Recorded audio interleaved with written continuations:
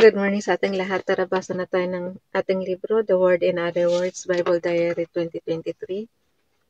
05 April 2025, nandito na tayo sa page ng 25, March Saturday. Annunciation, open parenthesis is, close parenthesis, that white, comma, proper. Pakisabayin ako ng basa guys, yung katulad ko dito sa Hong Kong na nakabili nito sa St. Joseph Church, dyan sa Central. Pakisabayan na ako ng basa, kung wala naman, sabayan nyo na lang ako sa Biblia. Anuhin ko na lang, bagalan ko na lang yung pagkabigas ng book para madali nyo siyang madali nyo siyang masundan ako. So, dito tayo sa yung I is hinahanap ko kung saan banda. Okay. I is Isaiah.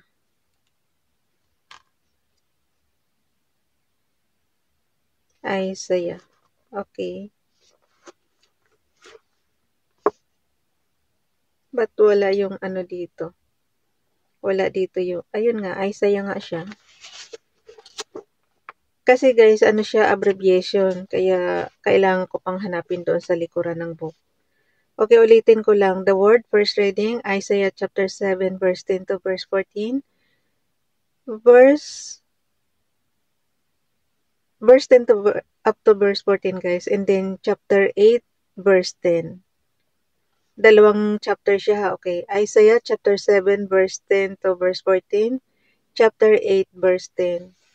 Ang lang dito sa homily, siya, laktaw-laktaw. Hindi siya tuloy-tuloy pagbasa sa Bible. Okay. Ulitin ko, first reading, Isaiah chapter 7, verse 10 to verse 14. Chapter 8, verse 10. Again the Lord spoke to Ahaz, asked for a sign from the Lord your God, let it be deep as the nether world, or high as the sky. But Ahaz answered, I will not ask, I will not tempt the Lord. Then he said, Listen, O house of David, is it not enough for you to weary men? Must you also weary my God? Therefore the Lord himself will give you the sign, the virgin shall be with child and bear a son, and shall name him Emmanuel. Hindi ko maintindihan bakit dito kay Isaiah tinatawag na Emmanuel, pero bakit doon sa sa New Testament tinatawag na siyang Jesus. Tanong ko lang yun ha, sarili kong opinion yun. Kasi dito sa Isaiah, Emmanuel ang pinapatawag. But this is the covenant I will establish with the house of Israel after those days, says the Lord. I will put my laws in their minds, and I will write them upon their hearts. I will be their God, and they shall be my people. Second reading, Hebrews chapter 10. Hebrews chapter 10, verse 4 to verse 10. For it is impossible that the blood of bulls and goats take away sins. For this reason, when he came into the world, he said, Sacrifice and offering you did not desire, but a body you prepared for me, holocausts, and sin offerings you took no delight in. Then I said, as is written of me in the scroll, Behold, I come to do your will, O God. First, he says, sacrifices and offerings, holocausts, and sin offerings, for you neither desired nor delighted in. These are offered according to the law. Then he says, Behold, I come to do your will. He takes away the first to establish the second. By this will we have been consecrated through the offering of the body of Jesus Christ, once for all.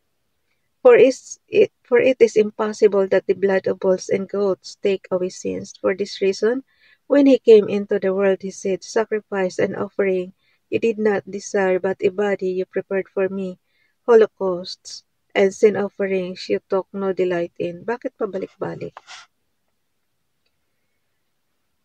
Behold, I come to do your will, O God.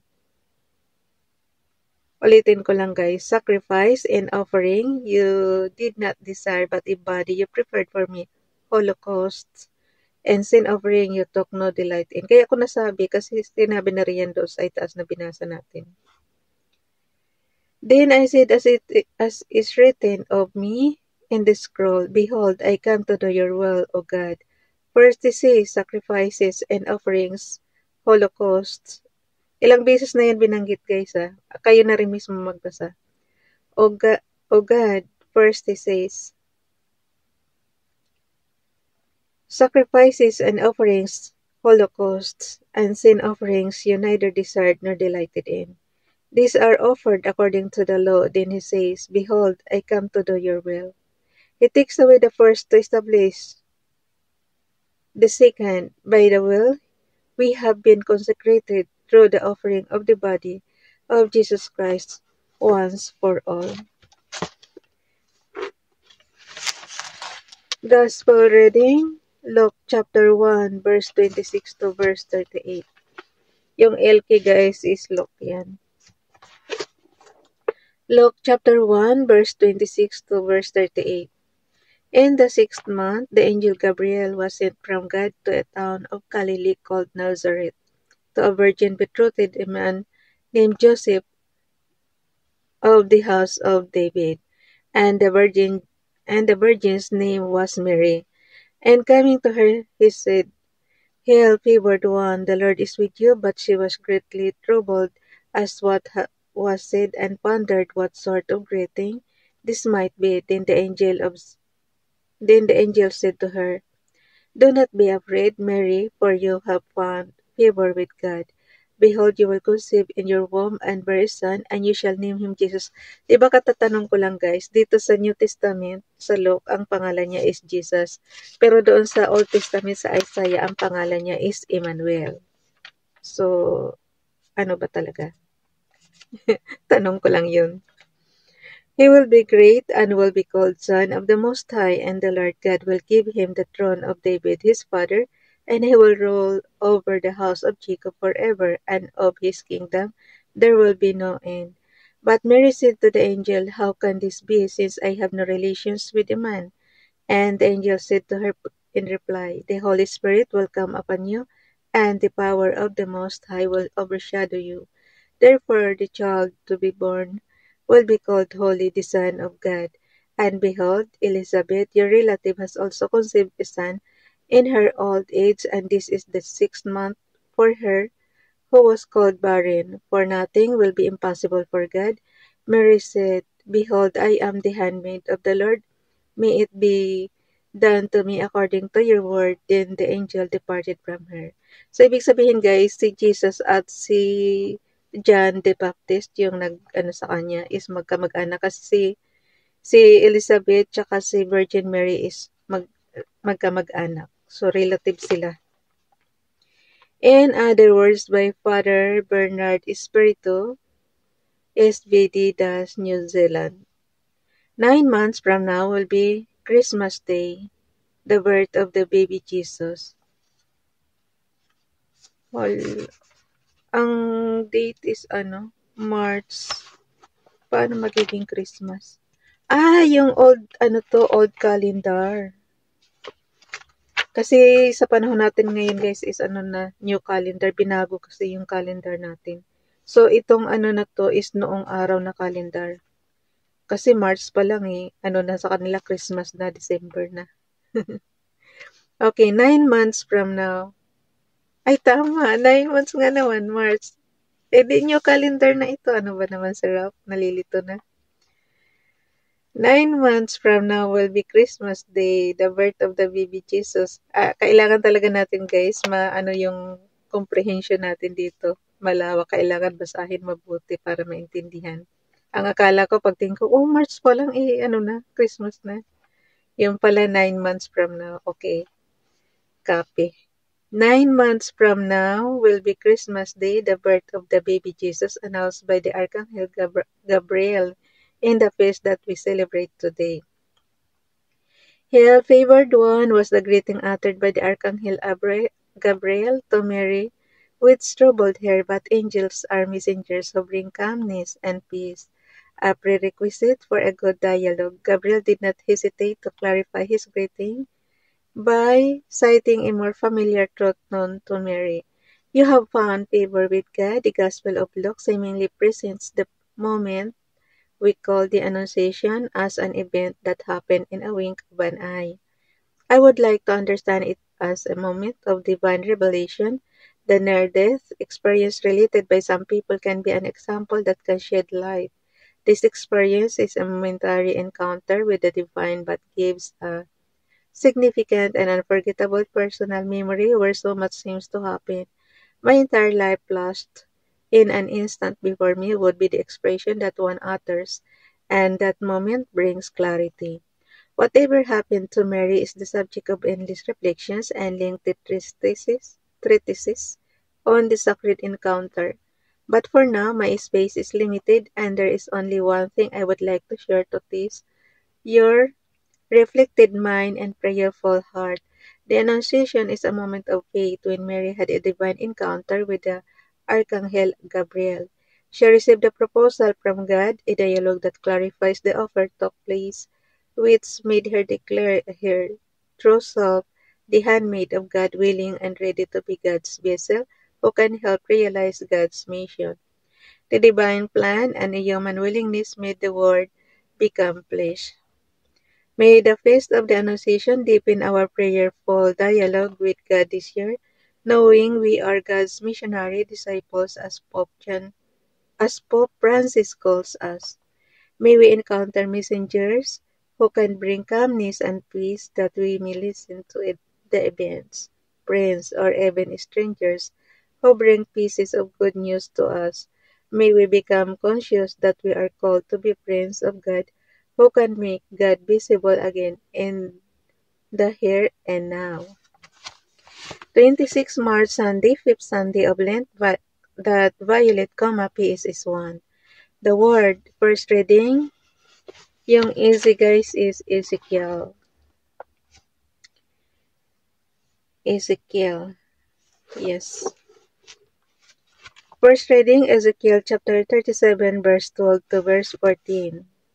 Thus says the Lord, look, I am going to open your graves. I will make you come up out of your graves, my people, and bring you back to the land of Israel. You shall know that I am the Lord when I open your graves and make you come up out of them, my people. I will put my spirit in you that you may come to life, and I will settle you in your land. Then you shall know that I am the Lord. I have spoken. I will do it, oracle of the Lord. Paano naman kami, Father God?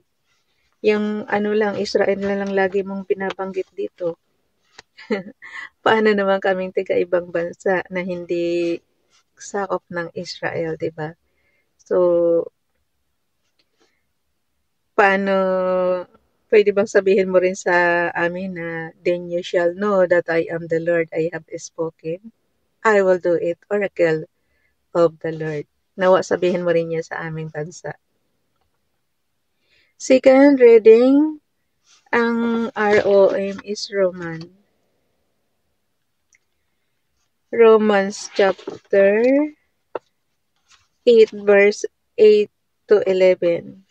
Romans chapter 8 verse 8 to verse 11. Brothers and sisters, those who are in the flesh cannot please God, but you are not in the flesh. On the contrary, you are in the Spirit, if only the Spirit of God dwells in you. Whoever does not have the Spirit of Christ does not belong to him, but if Christ is in you, although the body is dead because of sin, the Spirit is alive because of righteousness. If the Spirit of the one who raised Jesus from the dead dwells in you, the one who raised Christ from the dead will give life to your mortal bodies, also through His Spirit that dwells in you. Gospel reading, John chapter 11 verse 1 to verse 45. Okay, yung JN is John Gospel. John chapter 11 verse 1 to verse 45. Now a man with ill, Lazarus from Bethany, the village of Mary and her sister Martha. Mary was the one who had anointed the Lord with perfume oil and dried his feet with her hair. It was her brother Lazarus who was ill, so the sisters sent word to him saying, Master, the one you love is ill. When Jesus heard this, he said, this illness is not to end in death, but is for the glory of God, that the Son of God may be glorified through it. Now Jesus loved Martha and her sister and Lazarus. So when he heard that he was ill, he remained for 2 days in the place where he was. Then after this, he said to his disciples, "Let us go back to Judea." The disciples said to him, "Rabbi, the Jews were just trying to stone you, and you want to go back there?" Jesus answered, "Are there not 12 hours in a day? If one walks during the day, he does not stumble, because he sees the light of this world. But if one walks at night, he stumbles because the light is not in him." He said this and then told them, "Our friend Lazarus is asleep, but I am going to awaken him." So the disciples said to him, "Master, if he is asleep, he will be saved." But Jesus was talking about his death, while they thought that he meant ordinary sleep. So then Jesus said to them clearly, "Lazarus has died, and I am glad for you that I was not there, that you may believe. Let us go to him." So Thomas, called Didymus, said to his fellow disciples, "Let us also go to die with him." When Jesus arrived, he found that Lazarus had already been in the tomb for 4 days. Now Bethany was near Jerusalem, only about 2 miles away, and many of the Jews had come to Martha and Mary to comfort them about their brother.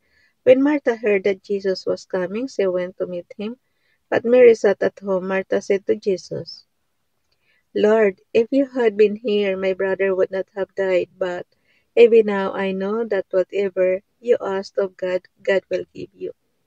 Jesus said to her, "Your brother will rise." Martha said to him, "I know he will rise in the resurrection of the last day." Jesus told her, "I am the resurrection and the life. Whoever believes in me, even if he dies, will live. And everyone who lives and believes in me will never die. Do you believe this?" She said to him, "Yes, Lord. I have come to believe that you are the Messiah, the Son of God, the one who is coming into the world." When she, when she had said this, she went and called her sister Mary secretly, saying, "The teacher is here and is asking for you." As soon as she heard this, she rose quickly and went to him, for Jesus had not yet come into the village, but was still where Martha had met him. So when the Jews who were with her in the house comforting her saw Mary get up quickly and go out, they followed her, presuming that she was going to the tomb to weep there. When Mary came to where Jesus was and saw him, she fell at his feet and said to him, "Lord, if you had been here, my brother would not have died." When Jesus saw her weeping, and the Jews who had come with her weeping, he became perturbed and deeply troubled, and said, "Where have you laid him?" They said to him, "Sir, come and see." And Jesus wept. So the Jews said, "See how he loved him." But some of them said, "Could not the one who opened the eyes of the blind man have done something so that this man would not have died?" So Jesus, perturbed again, came to the tomb. It was a cave, and a stone lay across it. Nung araw guys, cave yung libingan. It was a cave, and a stone lay across it. Jesus said, "Take away the stone." Martha, the dead man's sister, said to him, "Lord, by now there will be a stench. He has been dead for 4 days." Jesus said to her, "Did I not tell you that if you believe, you will see the glory of God?" So they took away the stone. And Jesus raised his eyes and said, "Father, I thank you for hearing me. I know that you always hear me, but because of the crowd here, I have said this, that they may believe that you sent me." And we had when he had said this, he cried out in a loud voice, "Lazarus, come out." The dead man came out, tied hand and foot with a burial bands, and his face was wrapped in a cloth.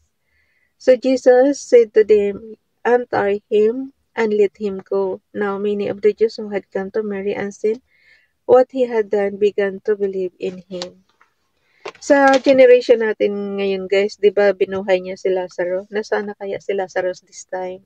Namatay ba ulit si Lazarus? Tanong lang yun. Kasi binuhay na nga siya, di ba? Tsaka naalala niyo yung namatay si Jesus.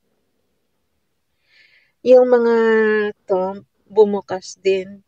Tapos, nung 3 days na buhay si Jesus, di ba? Tapos lahat ng tomb na, na buksan din. So, yung mga tao, so, yung mga patay sumama sa mga tao na buhay. Kaya lagi kong tinatanong, nasaan na sila ngayon, yung mga nabuhay na muli na yun. Si Jesus alam natin umakyat sa langit. Pero yung mga taong kasabayan niyang nabuhay, naputol na kasi yung story na yun eh. Hanggang doon lang na sumama sila sa mga tao.